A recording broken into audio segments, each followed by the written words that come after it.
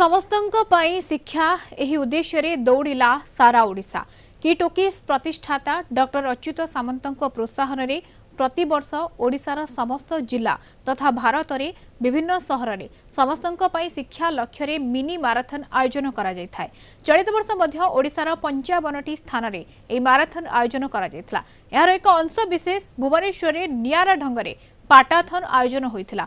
सकाळ 7टारू 8टा पर्यंत चलीथिबा एही पाटाथन रो द्वितीय संस्करण रे 6000 महिला पाट साड़ी पिंधि दौड़ी। महिला सशक्तिकरण एवं समस्तଙ୍କ ପାଇଁ शिक्षा उद्देश्य रे प्रतिवर्ष पाटाथन आयोजन करा जाउछि। किट किस एवं किम्स रो 5000 महिला कर्मचारी एवं राज्यर विभिन्न स्थानरू महिला माने ए दौड़ रे शामिल होइथिले। शिखर चंडी मंदिर छकरू किस एथलेटिक स्टेडियम पर्यंत महिला माने दौड़ी। पाटाथन रे प्रथम स्थान रे थिबा महिला को 50,000 टंका, द्वितीय स्थान पाई 40,000 एवं तृतीय स्थान रे थिबा महिला को 30,000 टंकार पुरस्कार प्रदान करा जायथिला। किरण महातो प्रथम स्थान, तेजस्विनी किस्पिट्टा द्वितीय स्थान एवं सस्मिता बेहरा तृतीय स्थान हासिल करछंती। सेपरि 7 जण रनर्स अप को 10,000 टंका लेखाएं पुरस्कार प्रदान करा जायथिबा बेले समस्त विजयी को पाट साड़ी प्रदान करा जायथिला।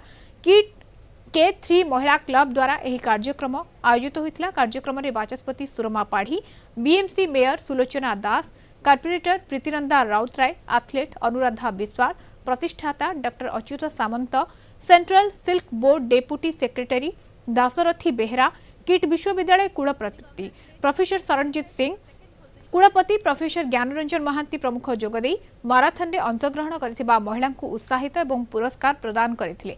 समस्तଙ୍କ ପାଇଁ शिक्षा नै साधारण रे सचेतनता सृष्टि उद्देश्य रे किट ओ किस रा प्रतिष्ठाता डॉक्टर अच्युत सामंतଙ୍କ प्रोत्साहन रे 2016 मसिहारु एहा आयोजन होई आसुछि। वार्ता थिला एजुकेशन फॉर ऑल। समस्त छात्र छात्री समस्त पिला माने पाठ पढ़िबा दरकार।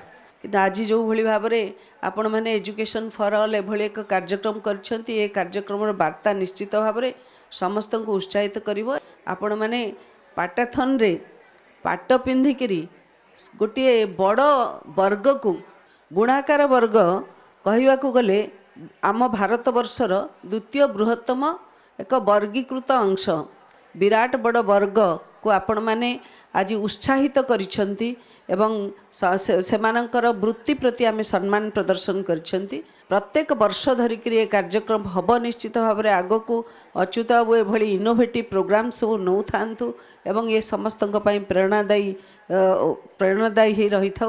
बहुत सुंदर लगुच डेफिनेटली सार जो माने रही एम कि एजुकेशन फॉर ऑल सेटा तो निश्चित भाव में प्रमोट करा जाउची। आ ता सहित जो वीवर्स माने अच्छी से एम्पावर्ड हेबे।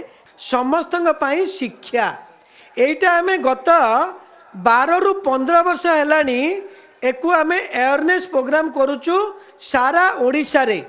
आज ओडिशा रो 30टा जिल्ला रे आ 4टी शहर पारादीप, राउरकेला, भुवनेश्वर एमती मिसी 34टा जगह रे मिनी माराथन सरी गलानी। 34टा जगार ओडिशार आउ भारत वर्षर 65 जगार मिनी माराथन सरीची एजुकेशन फॉर ऑल। आमर भुवनेश्वर रे एजुकेशन फॉर ऑल चली 12 वर्ष हेलानी। गत वर्षटू ए जो मिनी माराथन ता ना देचु पाटाथन। गत वर्षटू पाटाथन ना देचु। तेणु महिला माने पाट पिंधि साड़ी पिंधि दौड़े। आमे संस्कृति परंपरा साड़ी सबको प्रमोट करने सहित बाचस्पति महोदय जहाँ कहले बुणाकार मानक आमे इनडायरेक्टली प्रबल मात्रा रे साहाय्य करूचु, उत्साहित करूचु।